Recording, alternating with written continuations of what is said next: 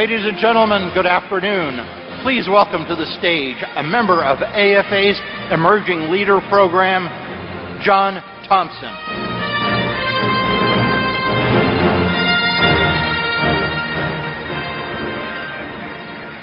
Thank you. The topic of our next session is Mosaic Warfare, Actualizing Multi-Domain Operations. The Mosaic Force Design concept is more than just an information architecture. Mosaic offers a comprehensive model for systems warfare that encompasses requirements and acquisition processes, the creation of operational concepts, tactics, techniques, and procedures, and force presentations and force allocation, in addition to combat operations. Mosaic is not simply about quickly closing kill chains. The attributes of a Mosaic force design can help increase the speed of action across the U.S. warfighting enterprise, whether it involves quickly responding to urgent new requirements, integrating innovative and out-of-cycle capabilities, or operational planning. The guiding principles and technologies that underpin a Mosaic force design will help enable the United States to prevail in long-term competitions with great power adversaries. Our panel this afternoon will discuss how Mosaic warfare is actualizing multi-domain operations to better serve the warfighter. Our panel includes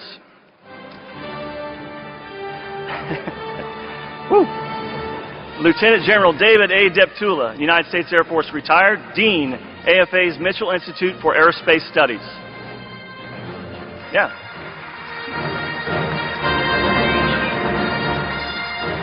Heather Penny, Senior Resident Fellow, AFA's Mitchell Institute for Aerospace Studies.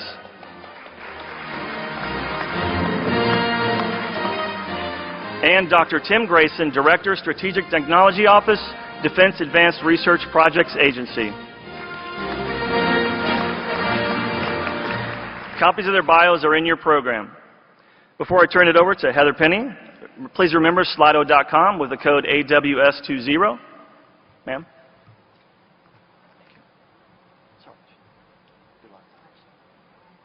And we have verified that technology, those apps are working and the Wi-Fi is working as well. So we all know what the pacing threat is, right? What's important to note about the threats that we see from China and what they're doing today, the technologies they're developing today, is not about widget versus widget. Simply developing technologies to counter their technologies is going to lead in defeat to the United States. What we need to understand is that China is using those technologies, A2AD, in order to be able to execute systems confrontation and systems warfare. Ironically, we can thank General Deptula for this and his incredible systems campaign in Operation Desert Storm, which China went to school on in order to develop their own unique philosophy. So we know that above and beyond simply attrition-type warfare or anti-access area denial, that they are truly seeking to be able to blind and paralyze our ability to operate. They've also had the last 30 years to observe how we conduct our operations and the technologies and operational and information architectures we use to support those operations. So we know that they will be attacking our networks. They will be targeting our critical nodes of those operational systems. We'll also know that in terms of our operational architecture, they'll be deliberately trying to disrupt our ability to share that information, close those kill chains, and doing all the tipping and queuing and kill chain activities that need to be done. And of course, in all of this, they'll be seeking to extend our OODA loop by disrupting our decision, by disrupting our ISR capabilities, and this is how they intend to be able to collapse our ability to execute operations. So Mosaic warfare implies a shift away just from simply advanced technologies to developing a force design philosophy to be able to survive, counter, and achieve victory through offense in systems warfare. What does this mean? In order to be able to move away from those lucrative targets, we need to be able to disaggregate or virtually disaggregate the functionality on our weapons systems. This means that although we will continue to have highly sophisticated, very capable multifunction platforms in the battle space, we will also complement those capabilities through virtual disaggregation. That means being able to take those platforms and share the information off those platforms in a functionally specific kind of way, as well as put platforms into the battle space, above this battle space, and surrounding the battle space that are more simple function as well. We need to have quantity of nodes in order to be able to complicate the adversary's problem set. Every node in our operational system has to provide value to our combat operations. What this does is creates a complicated and even confounding problem for China, because no matter what node they target, what network they target, that information continues to be shared through other nodes, replicated through other networks, and therefore we can survive platform and information and network attrition and still be able to close those kill chains because they become kill webs. So that functionality is connected through those networks, and it's not linear, it's not sequential, and it's not self-contained. That's the value of the kill web, right? We also know that we need to have command and control at the forward tactical edge of the battle space. We cannot do that kind of coordination at the very aft end, and we have to begin building in that battle management philosophy at the very edge, including the processing at the very edge. Sharing information and sharing those kill chains through multi-connected networks is important, but unless you have someone synchronizing, orchestrating that ensemble, it's like little kids at a soccer game. Everyone runs to the ball. We can't have that. So we need to ensure that we're continuing to have the battle management piece built into the architecture and the operational concept from the very beginning, so that our information networks also mirror that. Again, we've already talked about the kill webs, not just simply the kill chain. And again, this allows us to ensure that we can withstand platform, information, and network attrition and not have our system collapse. So many of you may be familiar with this very abstracted architecture that we employed not only at our last conference in September, but also within our report. Don't get hung up on the symbols here, right? These are deliberately abstracted. We encourage you to pick up our report at the AFA and the Mitchell booth to read more fully through this.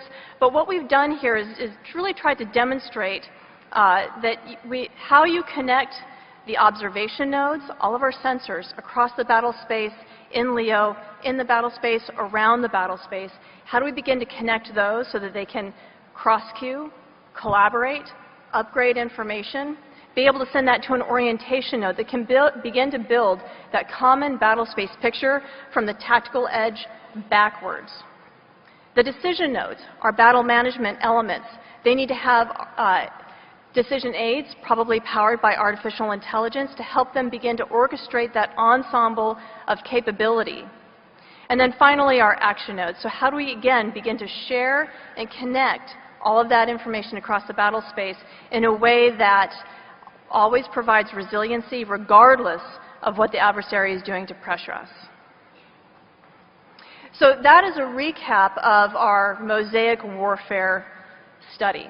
I know we've gone fast and furious. You've heard a lot about multi-domain operations, joint all-domain command and control, multi-domain command and control as well. It's crucial as we move forward into combat operations and warfare operational concepts that we begin to understand how to leverage that information.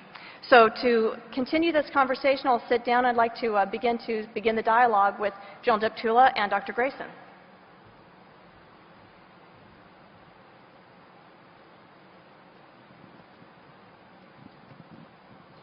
So, gentlemen, as we discussed earlier, or as I just mentioned, there's been a lot of focus on multi-domain operations, command and control, joint all-domain command and control.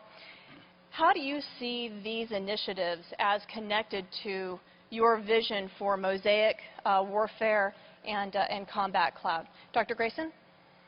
So thanks, Heather. And first of all, before I dive in, I want to thank Mitchell Institute, first of all, and AFA for the opportunity to be here talking about Mosaic warfare, and specifically for the study that Mitchell's done for us to help flesh out this Mosaic warfare concept. Really, this partnership epitomizes one of the original motivations for Mosaic warfare. DARPA was asked a few years ago by then Deputy Secretary Shanahan to help with a modernization study for the department.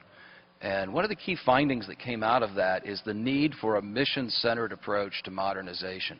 We can't just have warfighters out innovating new operational concepts who define a bunch of gaps and throw those over a fence to developers who are then going to go innovate on technologies and capabilities.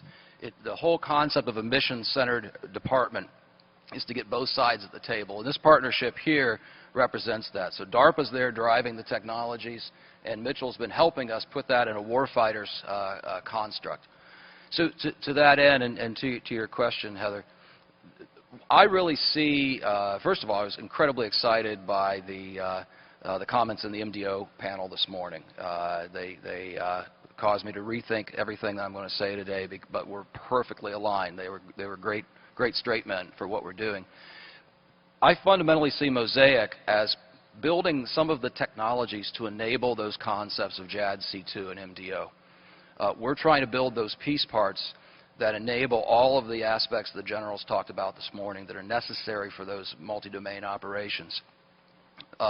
Most notably, we're bringing a couple of key attributes that they really, I was excited to hear them talk about. The first of all is this notion of not eating the whole elephant in one bite.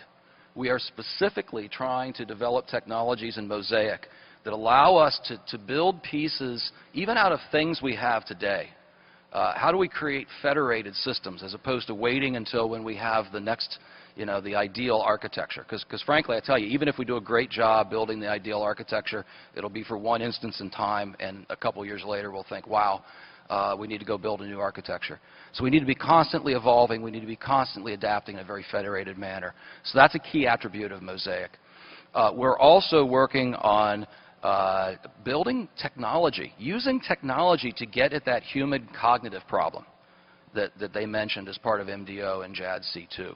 So we're doing a lot of new technology to aid in planning tools, to apply AI to automation that makes the job of the warfighter easier and reduces that complexity of these kind of operations. So the bottom line is they're very complementary. Thank you. Sir, I'm going to interrupt for just a moment because I want to pull on a thread, Tim, that you had mentioned in the course of your conversation, is that left of conflict attributes, right? Like the force composition. How does the Air Force rapidly compose heterogeneous forces that are not necessarily pre-planned in the O-plan or the TIPFID, but are really customized based off of what that particular conflict requires, what the operational plan for that concept is, and so forth. So can you talk a little bit about some of those things? Because everyone's really excited about the combat operations, but there's a really important and heavy lift in this not-so-sexy stuff. So I like to say that the Mosaic warfare technologies apply left of H-hour. So, today we think about doing force development as this long-term joint staff type thing that happens and things that happen in schoolhouses and battle labs. We think about the development of architectures as something that happens over years, if not decades, in acquisition organizations. What we fundamentally want to do is bring an incredible speed dimension to this notion of multi-domain operations, where we can have actual, no-kidding warfighters right out there at the tactical edge, creating new force constructs, wiring together these system-of-systems kill webs at time of need.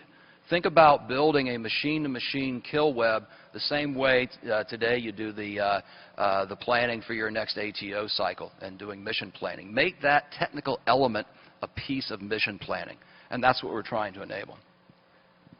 Very good. General Deptula, you've really been the visionary, sort of the thought leader from Combat Cloud for networked operations.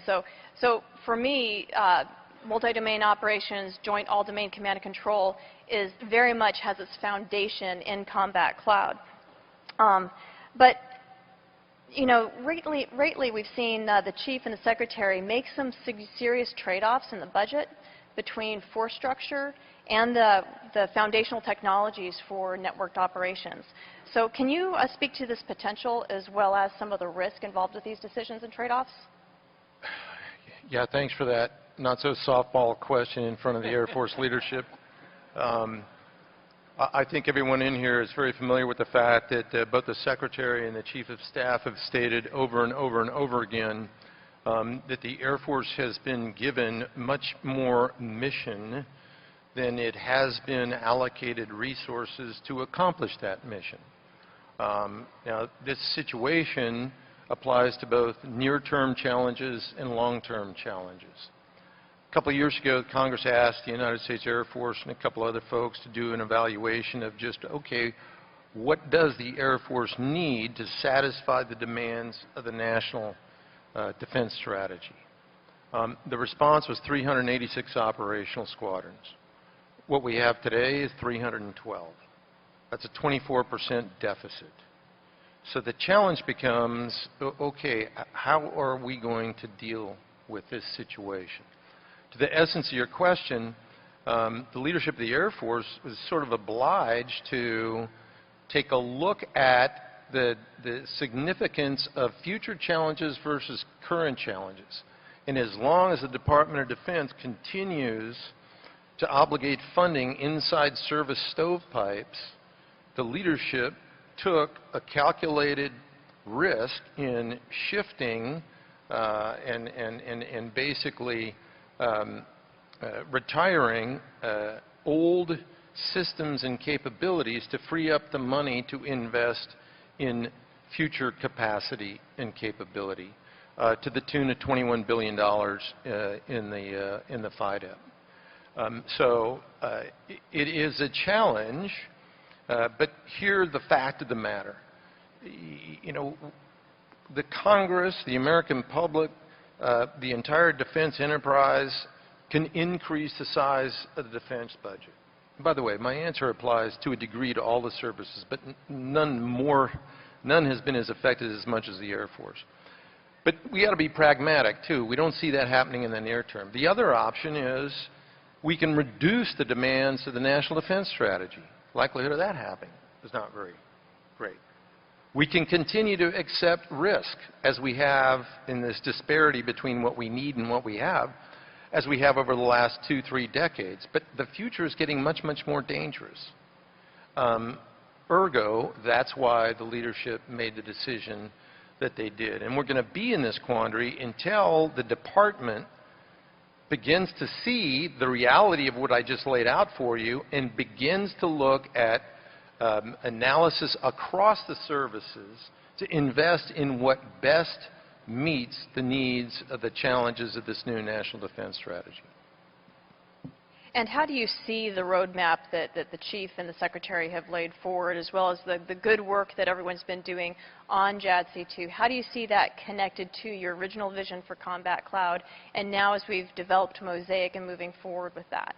You know, it's a great question. First, I would, you know, in the Air Force, we do flight plans. The Army does roadmaps. But the fact of the matter is the Mosaic warfare approach is the perfect fit for these concepts because it's domain and system agnostic. Okay? Said another way, the whole point of Mosaic warfare is the ubiquitous and seamless sharing of information. All right? Because it's that information that allows us to get a decision advantage ahead of our adversaries. So joint all-domain command and control, multi-domain operations, joint warfare, whatever you'd like to, combat cloud, whatever you'd like to call it. This is all about the foundation of sharing information across the battle space. I'll add one more thing in that there are some out there that go, well, wait a second, you're creating this exquisite architecture, and I think General Harigian or maybe General Shaughnessy made this statement this morning, is that we need to presume that the normal state of doing business is that we're not connected, which gets to a fundamental change in the way we do command and control and empower our soldiers, sailors, airmen, and Marine to take the initiative in the absence of that. But as Tim said, this whole issue of how do you get to Mosaic warfare, I'm reminded of the fact or the statement that, you know, this is a journey, it's not a destination. And we're headed in the right direction.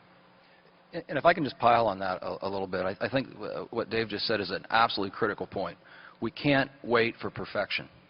A lot of the way that we're looking at doing these architectures, if you like, is in a very, it's not trying to plan it and say, here's the optimized architecture. It's really turning it around. and saying, let's give the tools the warfighter to, at an information sharing perspective. If I lose this sensor over here, give me information about what other sensor could replace it. Don't plan that in advance. I don't know how the situation is going to evolve. I don't know what the adversary is going to throw at me. And this is where AI and exactly where AI, this is where learning is adaptive all going to networking, fit in and they're all part of that. complement the system. That's right. Absolutely. And so we have a question from the audience that how does Mosaic scale in jammed or contested communications environment when it fundamentally leans upon networked and shared operations in order to be a force multiplier? Great question, and it's fundamental to this approach. First, we have to stop thinking about connectivity only relying on radio frequency data links. This is where Tim comes into play. We're talking about communication and connectivity in multiple diverse modalities. So we don't, it's not just an issue of making the next best version of Link 16, all right, and chasing the kinds of jammers and systems that an adversary can disrupt that with. This is capitalizing on laser comm, aircraft that communicate not direct link with another unit, but shoot up a signal to an overhead that passes it halfway around the world, that downlinks it and passes it through a fiber optic cable back to another transmission site. So very different sets of architectures than we've come to rely on and develop over the last century. We're calling it C2 of C. How can we go out and be opportunistic? What links are available? What radios are a particular system using? What, if something's being jammed and drops out, where is there another pathway to get information to someone who needs it? And we're actually right now building the technology in some of our programs to do things to exactly that end, to be able to go out and automatically find what the right link is and then create a virtual link between that sensor and that shooter, regardless of what the sets of networks are that it has to go over.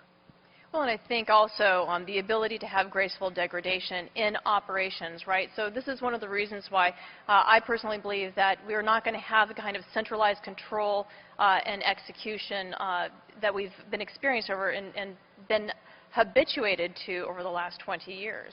So that as we begin to see some of that contested operations going down, we'll both have C2 of C, so command and control of communications. We'll have maneuver in network and maneuver in information as well. But we'll also need to empower small teams at the tactical edge, which is why you heard me foot stomp earlier, the need to be able to have that battle management, human in the loop, decision making at the very forward edge of the battle space, because that provides the resiliency. And also, as we begin to move forward, we need to be aware that we're not going to be getting rid of all of our legacy systems all at once. So having the redundancy and the heterogeneity of network systems, again, complicates the adversary's problem set in denying us information. 6 words for you: unified command, distributed control,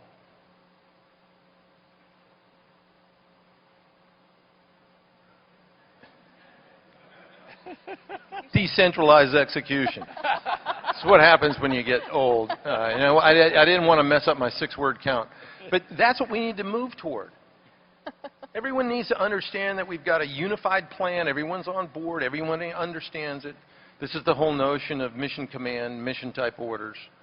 But the control needs to be distributed. So, you're not calling back to the KAOC to ask Mother, may I anymore. You understand the plan. You understand your region and what you can do, and then you go and you execute it. That's been the strength of the American way of war, and that's that warfighters at the edge can take initiative. And as Heather alluded to, the last 20 years, we've kind of shifted from the philosophy of centralized control, decentralized execution, centralized control, centralized execution. That was the Soviet command and control model that we all grew up talking about was the worst way to do business, and we proved that multiple times in contingencies going back to Desert Storm. And I think what's so important with what we're trying to do with all the Mosaic warfare projects gets back to this mission center department idea. everything Dave is talking about with decentralized execution, with mission command, starts with a warfighting construct. It starts with the operational principles, but at the same time, we're there trying to say, okay, how can we take AI and give a decision aid that helps someone out at the tactical edge understand the complexity of what his or her role is in this large dynamic battle space to execute with a sense of mission command. So it's a great synergy between the technology and the operational construct. We've got another audience question which is related to this topic. With the advent of artificial intelligence, machine learning, and other emerging technology, can we automate or eliminate the outdated ATO creation cycle or other AOC duties? So I know, Tim, you've got some programs that are sort of moving in this direction, and it's very connected to the composition of Mosaic Force. So this is going to be a little bit heretical for DARPA. The knee-jerk answer is, yeah, of course, we don't need any of that. Actually, I do think that planning cycle is important, but what we're looking at is changing the complexion of what that planning cycle is. So instead of trying to pre-plan exact assignments and exact air lanes and exact actions down at the fine-grained level, what we see the future being is having those, think of it as ATO planning tools, be it today what would be more like force development. Could I go in based upon the situation as it's unfolding and say, okay, in the next 24 hours, yeah, things I've got aren't working right. My tip fid's all messed up. The bad guy threw a couple of curveballs at me. What do I do? And we're actually looking at building the planning tools to say, okay, great. How could I actually compose a new squadron? Could I go in and define a new hybrid squadron inside that ATO cycle? Now, to do that, everything that we think of today as being an ATO has to be completely automated and happening in real time. And that's exactly what we're trying to do. So we've got a series of programs working all the way from, say, an AOC level of how you automate a lot of those kind of tasking down to things that would be ATO-ish, like a new program we're just releasing to do real-time deconfliction of airspace. So if I want to go do a major diversion from my original plan, or, say in a joint sense, someone's going to go fire, the Army's going to go fire a long-range artillery missile strike that's going to go right through our airspace. We're looking at how you do that deconfliction in real time, instantaneously, without having to go back to the ATO cycle. Well, bless you, Tim, for your original statement that you need to have a plan. Too many people have been beaten up on the ATO process for too long.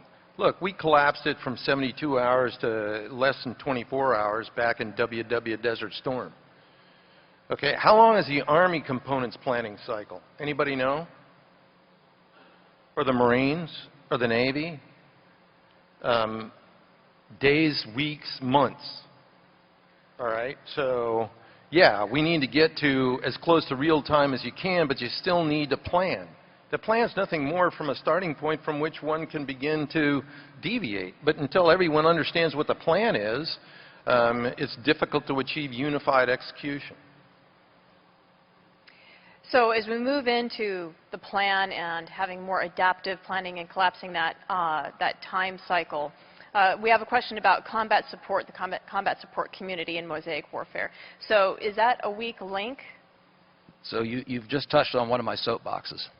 So I know. DARPA does not do policy, we do technology. But one of the things that we're doing with Mosaic Warfare is to at least get people thinking about new policy and doctrinal things. And this notion of combat support is right smack in the middle of it. I have been running around advocating for a long time for something I'm calling mission integration operations. What is the operational unit, the combat support unit? And quite frankly, I don't know for sure if it actually sits on an operations side or sits on a maintenance side, but it's something right up there near the operational edge that I figuratively call the geek squad for the military.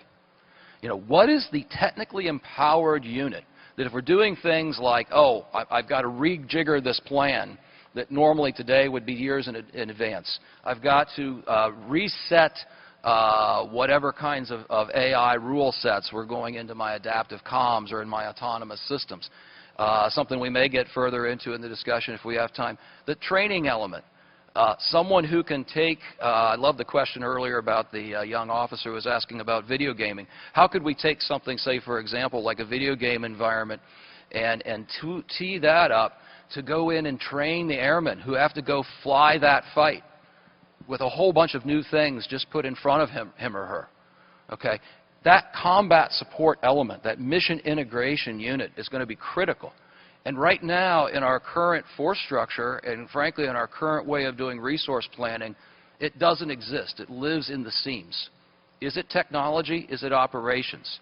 Is it 3600 money? Is it operations and sustainment money?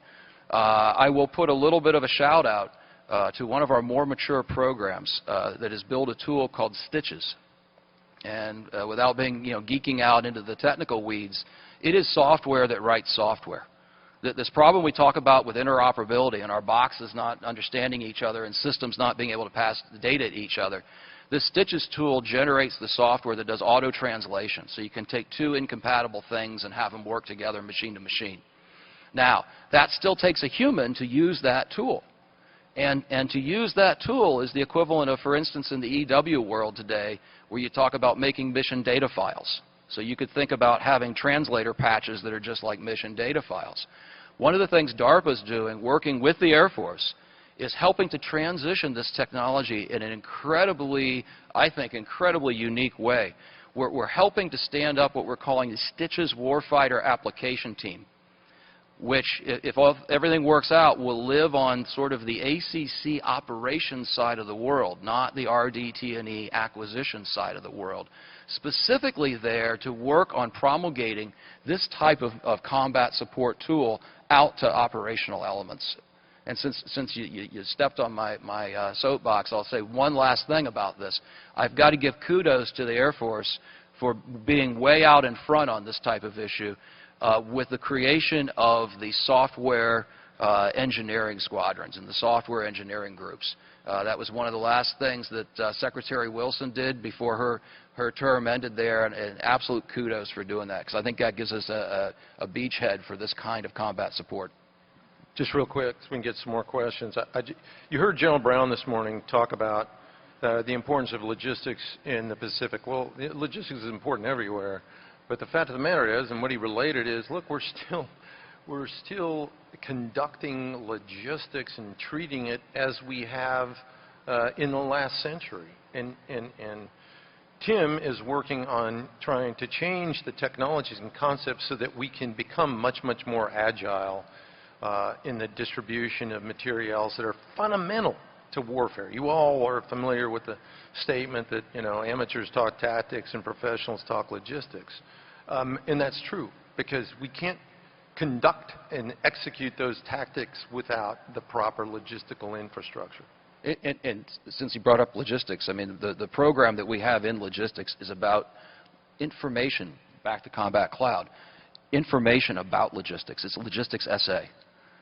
Right now, I'm not a warfighter, so maybe I'm totally off base here, but my perception is if you're a 3, you really don't have any insight into what truly you have there ready to go. You have your assigned tip fid, and you hope your loggy and your maintenance folks have gotten stuff there that you're supposed to have. I liken Mosaic to that moment in the Apollo 13 movie where the chief engineer says, here's what you got. And he points to all the stuff lying out there on the table, and you say, one mission, get those astronauts home safely. Today, the reality is, if we wanted to enable that for the warfighter, that first step in that movie scene doesn't exist. We don't really know what the parts are on the table, so the logistics awareness is a critical part of the problem. So another question from the audience regarding tactical edge execution, right? How does Mosaic influence, change, or integrate with more centralized type operations like space or cyber? It depends. And we haven't realized the command and control architecture that this connectivity is going to enable. We have to get to the fundamental basis and understand and develop over this journey breaking down the individual system stovepipes that currently exist to share info. Okay, so when you share information, that calls for a completely different command and control construct. Again, this morning it was raised in the panel. It's not just matching sensors to shooters. By the way, every shooter should be a sensor, and every sensor should become an effector, which changes the way we think. And then it's going to get to, it's not just deconfliction, but it's optimization of employing the right system at the right place at the right time. That's where AI is going to come into play. But we don't have the answers yet. That's what the whole process of conducting the research that DARPA is doing is going to head us in the right direction. So we got an app for that. We have a program called ACK, Adaptive Cross-Domain Kill Webs, that's starting to look at this C2 problem. And to the point about is it centralized or at the edge, the way we're approaching this from a technology standpoint is say, don't care. We're building an abstracted software framework that's basically like an Uber app to help you start matching up elements of the battle space to a particular mission need. And for the program's purpose, we're looking a lot at kill chains, so it's a sensor and a weapon. But to Dave's point, it could be any number of different operations. The key there is, at the end of the day, even though we're going to demonstrate it with certain types of scenarios, it's a piece of software. And now, back to mission-centered construct. What's the military concept that goes along with the technology? That then allows the warfighters to start experimenting. Well, who do I want to give this app to? Am I only going to let this app sit in an AOC? Or am I going to put the app in a cockpit? Or am I even going to give the app to a satellite constellation or a UAS? From the technology standpoint, we don't care. That's a doctrinal and a policy thing that we can work out together. I'd like to ask a little bit more about the notion of experimentation, because on Monday you and I were together visiting some industry, and you had mentioned how important experimentation is in developing a rapid feedback loop between technology enabling operational concepts and operational concepts informing the development of technology. Would you speak a little bit more about that and how industry can help? Absolutely. Thanks for asking that, Heather. So one of the real reasons, a lot of reasons I was excited to be here at this conference, but a specific one is I've got a request for everyone here in the room, from senior leaders to airmen to the industry folks here. Over the next year or two, we are making a major push. We have enough programs and enough technology, enough starting technology, that is beginning to create the opportunity to conduct these experiments, whether it's in a constructive modeling and sim environment or pieces of it actually in a live flight type of environment. While I have funding to bring forth to experimentation, I don't to do the full-scale campaigns that we need to really kick the tires on Mosaic. One of the key challenges, a typical DARPA program for people who haven't worked a lot with DARPA, will end with some big bang demonstration. It's really more of a demonstration than an experiment where we say, hey, something works, and we can declare victory and hand it off to someone. Because we're testing the technology in those traditional programs, the exercise itself tends to be very scripted. We can't go out there with a scripted, planned exercise to test Mosaic. We need to bring in the notion of uncertainty. We need to bring in that element of adaptability. So I'm looking for experimentation opportunities where there is a fundamental operation, a fundamental activity going on, and then we bring in our Mosaic technologies as a ride-along that says, how can we flex?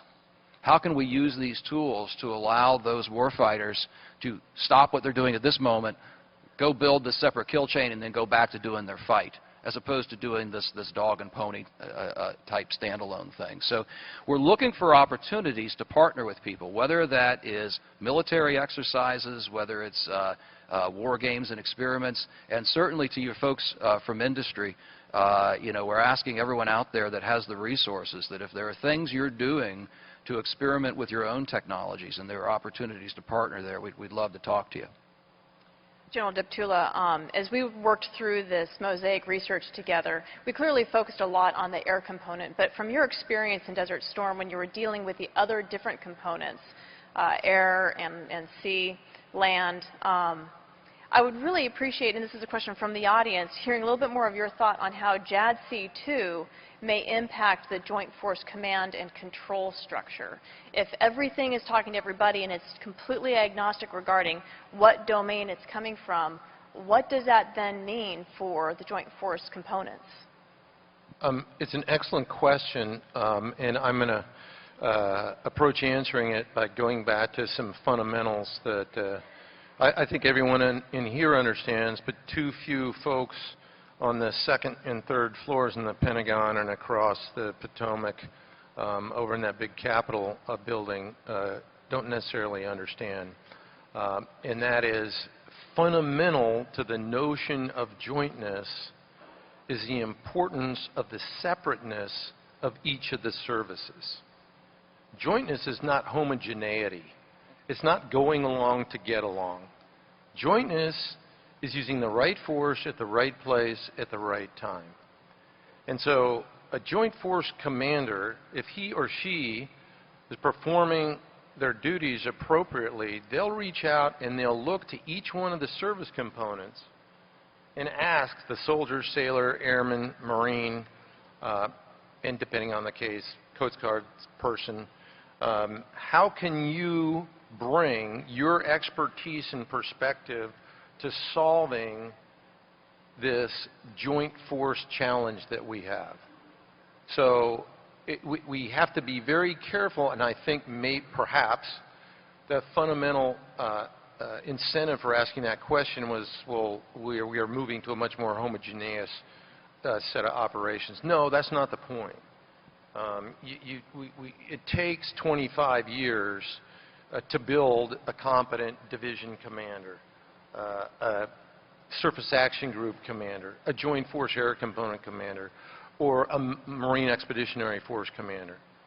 Okay, a while back, and forgive me because this is one of my hobby horses, there was a statement floating around the Pentagon, well, systems need to be born joint. That's ridiculous.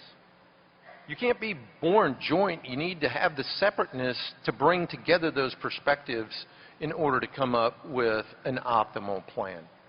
So I hope that sheds some light. The idea is not to split everything up and shake it into this container and then come up with a command and control system to tie it all together. No, the individual service component perspectives and advice will inform the unified command plan that's going to be executed. But then this ability to ubiquitously and seamlessly share information allows the Joint Task Force to operate in a much, much more effective way. Again, seeking decision advantage quicker and more comprehensively than an adversary.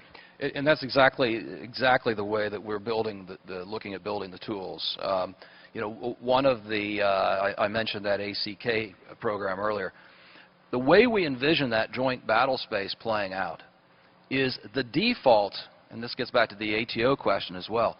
The default is the plan. The individual forces, the individual operational units start with their baseline task and their baseline way of knowing things. Mosaic is about how do we flex? How do we deviate in real time from that plan?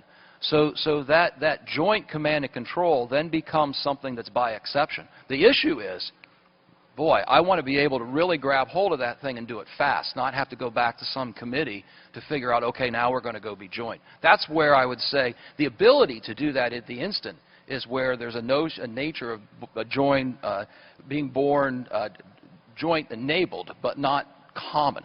Another term we use for Mosaic is monolith busting. We hate commonality because we think that just makes the bad guy's problem easier.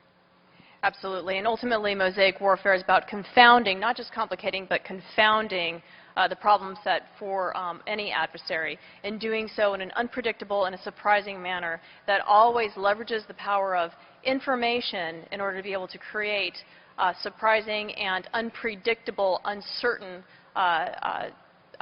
kill chains that the adversary simply can't solve. Gentlemen, we've got 2 minutes. Any closing remarks for the audience? Real quick, because people are going to say, all right, or I hope some of you are thinking, okay, great, this kind of gives us a macro level. What's the next step? to actualize this concept. And I'm going to give you a macro level answer. We need a champion. We need a champion at the head of the Department of Defense in the body of the Secretary of Defense who embraces this vision and enforces the service's approaches to actualizing it. Once again, there are going to be different approaches in each one of the services, but as Tim said, they've got to be integratable. And so that's extraordinarily important. You know, the services organize, train, and equip, and they'll modify that toward their domains. But we need to all accept and get on board with a common vision. Yeah, I've got 3 next steps to toss out to you. The first, we have already talked about experimentation. We've got to start experimenting this. If we don't start trying to use it, especially now that the first out-of-the-tranche technologies are starting to get to a usable level, we won't figure out how this actually all comes together. The second thing, to echo what Dave just said, and I'm going to go back to my favorite soapbox about this combat support, there's a separate side of combat support that, again, we're lacking good terminologies that don't become bureaucratized. But the notion of a mission integration manager, the senior level that doesn't have to do mother may I's across each individual stovepipe to champion this, is critically missing. So we need to figure out what that is. The third thing I'll toss out to industry. And this is not unique to Mosaic, but one of the challenges that we have is people talk about standards.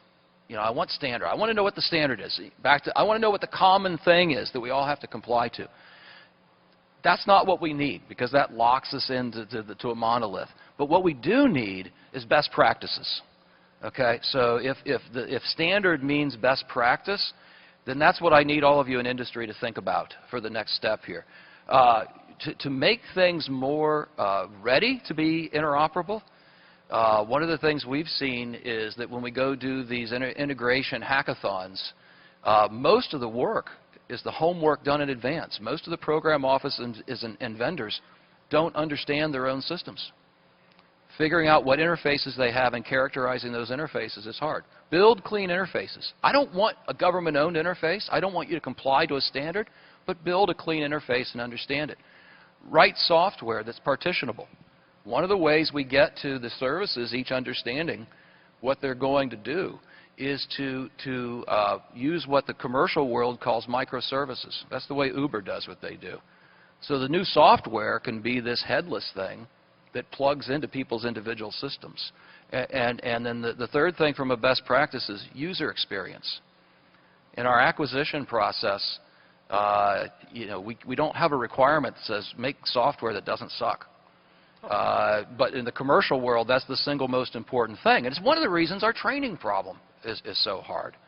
So I ask industry to think about those best practices, and I think if we start making headway on that, we'll make this real. Thank you, Tim. If I could please ask the staff to put the Mitchell URL back up on the screen so that the audience can see our website and know where to go to be able to download our reports. We also encourage all of the blue suiters in the audience. We do publish forum papers, so if there's something from this conference or something else within your particular area of specialty that you think is important for policymakers, for senior leaders, and for industry to know, we do publish forum papers which are focused on highlighting your expertise and your thought leadership. Tim, again, thank you so much. Dr. Grayson, we appreciate your being here. General Deptula, always for your leadership. Thank you so much. Enjoy the rest of the conference.